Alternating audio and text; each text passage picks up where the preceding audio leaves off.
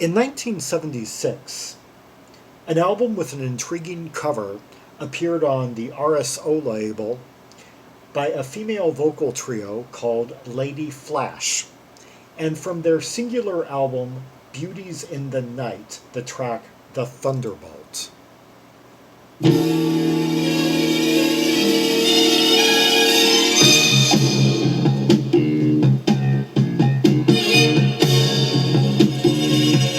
Okay, we have those perforating strings kind of striking minor key, and then leading us into this kind of heady, sort of gritty, kind of nighttime urban vibe already with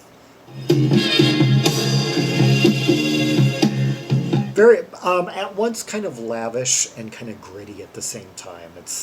I'm getting like a late night streets of New York type vibe. Mid 70s, of course. When New York was kind of like, in such, I guess, beautiful disarray. With so many colorful characters to liven it up in this seedy, almost, in that by today's standards, theatrical sort of way.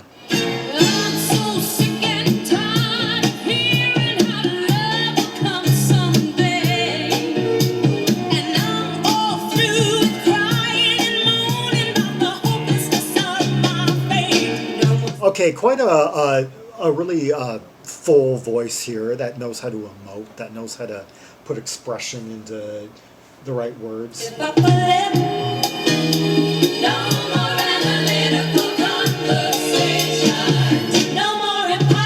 I love that key change right there. That chord. That's like, I believe, that's F major 7. Boom, F, E, yeah. From now on, you're gonna hear me shout and scream. Where is the thunderbolt? Where is the thunderbolt? So those strings are supposed to represent the title, the Thunderbolt. Looking at the sky, feeling so empty inside.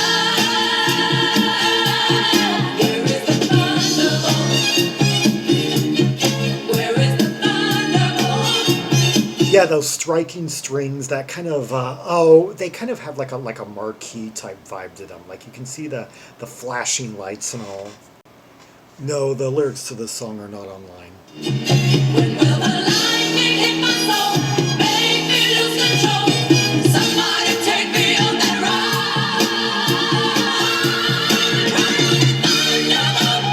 Well, that's some vocals right there, and I just found out that one of the singers in this went on to become a vocal coach, Debra Byrd, a vocal coach for contestants on American Idol for 11 years, later joining as coach for The Voice.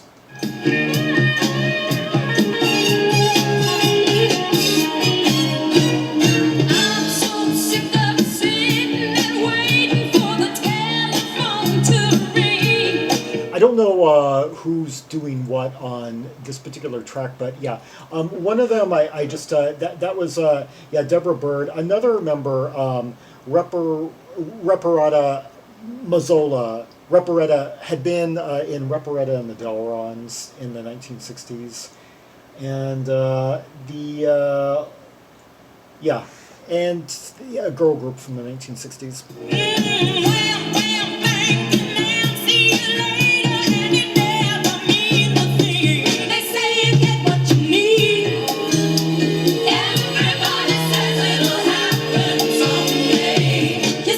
They don't specify who's singing what or who's singing lead, well, on this particular track anyway, but it is arranged by Frank Owens, responsible for string and horn arrangements. And he had also been a musical director for Petula Clark, Lena Horne, Johnny Mathis, Connie Francis, and John Denver.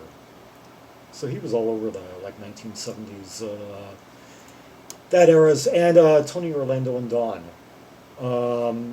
received a gold disc for his rhythm concept of their international hit "Tie a Yellow Ribbon Around the Oak Tree." So this guy's got some quite estimable credits to his name. Down on my knees, my love, where is the fever and the flashes? Tell me please, where is the thunderbolt? Where is the thunderbolt? Tell me where, looking at the sky, feeling so empty. That key change right there is another choice change in the song. That dun, dun. Yeah, one of the things I like about this song, aside from the real striking kind of lilting nature of it, and that kind of quaint quality of the strings, that quaint production with the perforation of those like strings, and the emphasis on minors and key places. There are several places in the song where like a key chordal change is placed that gives this track its melodic angularity and adds to the overall tension and dynamic that's going on.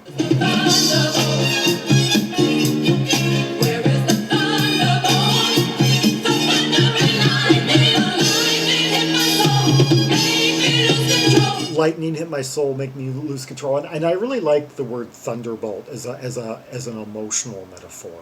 Somebody take me on that ride.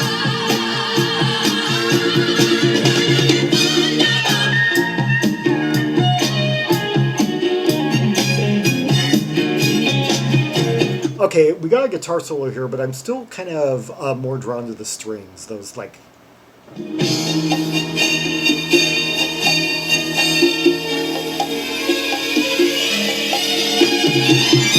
Oh, such like I just love the kind of like street scenes that this is conjuring up. For a minute, I was thinking of like something like romantic, or kind of like seedy, romantic, suspense-filled urban jungle environment that this music's conjuring up.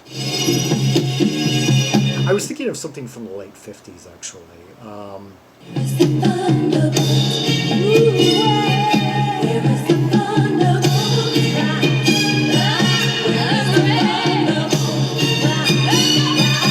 West Side Story is what was coming to mind.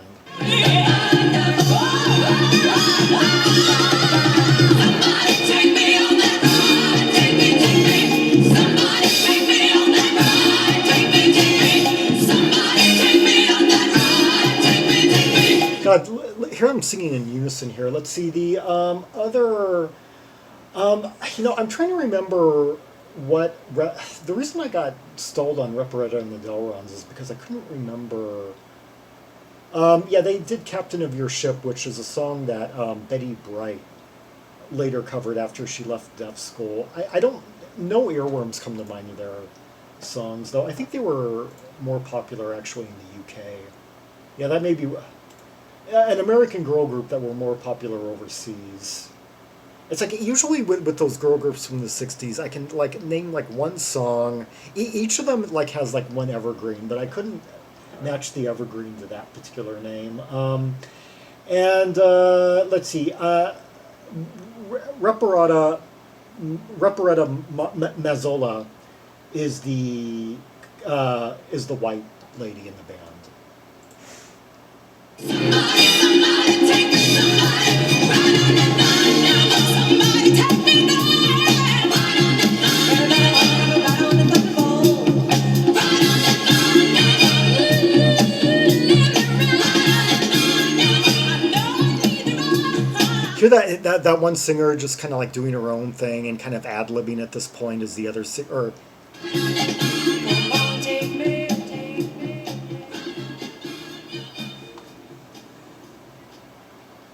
Well, I could give you dozens of impressions of like the visual imagery or my take on it, but I think it really plays in quite well to the cover. Easily one of like my top 100 favorite album covers of 1976. The contrast between black and red really stands out on it. It's basically the three ladies, each in like bodysuits and red capes, against basically a fake urban, uh, like a building top view of Manhattan. I can tell it's not. I can tell it's not actually like it's supposed to look like they're like on a building top or something, with their backs to the ledge. You know, with other kind of high rises behind them, like other buildings and such. But I can tell it's not real. It's like a stage setup. As a matter of fact, if you're in doubt, there's a bolt of lightning that's hitting this kind of pointy top building, this kind of like Chrysler type building. It's like hitting the pole. So this is like I don't know if it's based. It may be based on like an actual photo. I'm trying to tell if it's like artwork or if it's an actual photo. But yeah, that and yeah, it just has that whole kind of like mid-70s downtown New York night vibe to it. Yeah, striking white letters for the nameplate, bright vivid red, the capes, shade over the faces, like half of each face basically shaded, and the eye kind of just like the eyelids kind of, you know, shining out, and some like dark, really dark sky, dark night, but rooms lit up, just choice highlights in certain areas. That whole gritty mid-70s urban vibe, with also mixed with a theatrical element, that showbiz flair to it. Like, yeah. And it's worth noting that this track was written by Barry Manilow, who produced the album. And these ladies were his backup singers during the mid-1970s. And one of them reunited with him for his concerts during the 2000s. And yeah, that member being Monica Peeg. Yeah. And I guess he had kind of a nickname for this band, but I'm not going to get into that on here. And this track was co-written between Manilow and Adrian Anderson.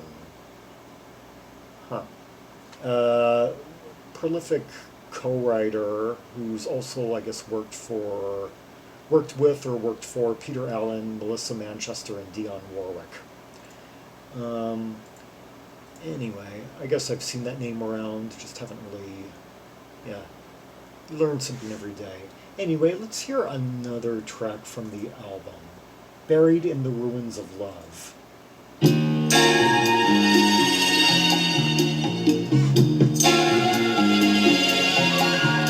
Once again, more perforating strings, just kind of like, you know, getting all like flowery, and then a bit of flute in there as well. Yeah, that perfect golden middle between like some of the jazz funk arrangements and the orchestral pop arrangements of the mid-70s.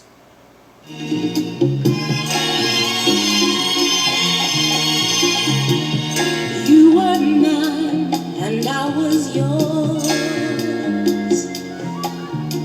The world seemed very fine the way it was. Once again, a good vocal performance from I believe the vocal coach. Then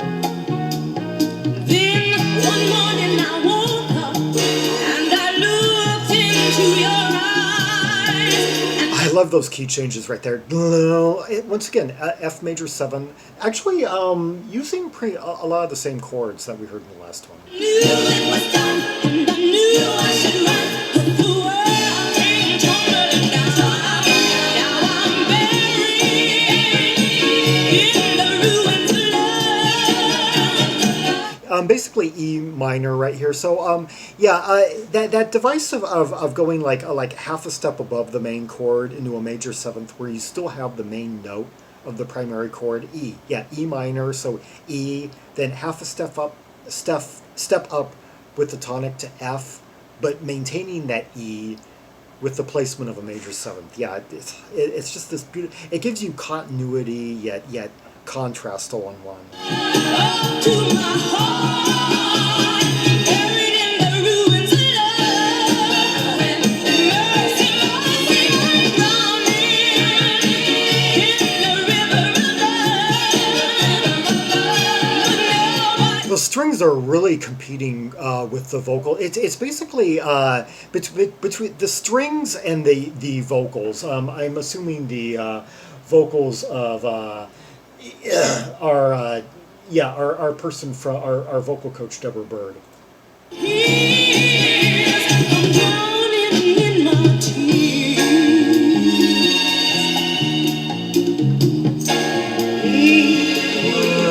Oh, that the way they throw it note in. Once upon a long, long time ago, we built our little world and watched it grow. No, that would be a second. Yeah, they take the E minor and they stay in E minor, but then they throw in a second. Da, no, no, no, no. But then, from out of the clear blue skies, the walls began to come. So basically, the verses are primarily playing within three, are emphasizing three adjacent notes at different times. Like it's either E, F sharp, or F, depending on whether they're doing like an E, like an E minor, an E minor second, or an F major seven. Yeah, but it's just. Knew it was done, and I knew I should run, but the world came tumbling down. Now I'm buried in the ruins of love, right up to my heart, buried in the ruins of love. Buried in the ruins of love is quite a heavy metaphor for like heartbreak. Mercy, mercy, I'm drowning in the river of love. Drowning in the river of love. Nobody hears. I'm drowning in the tears. Somebody help me, help me, help me. This sounds quite convincing, like the help me. Yeah, it's genuine. Like I approached this album thinking it was mostly going to be kind of like showy, kind of like lavish pop, but I'm a little bit more. As a matter of fact, I couldn't quite remember if I placed this. I had to double check. Yeah, I have this in my soul directory. I'm thinking it was more kind of like lavish MOR, kind of melodramatic, it was going to be more like affectation. But I this has been it's let's just say sufficiently soulful.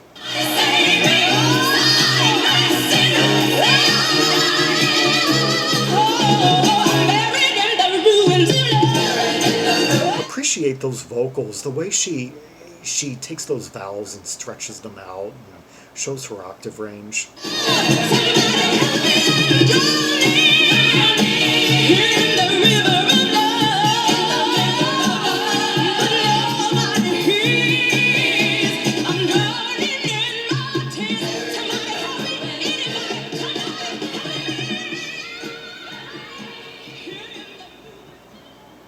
Wow. Lady Flash, Buried in the Ruins of Love, from their 1976 singular album, Beauties in the Night. Let's just say there are some moments, including that song and the one before it, where the Thunderbolt, where they really were the three ladies and the team behind them just really nail it. I mean, we had like really strong, powerful vocal delivery, showing real range, emotional depth.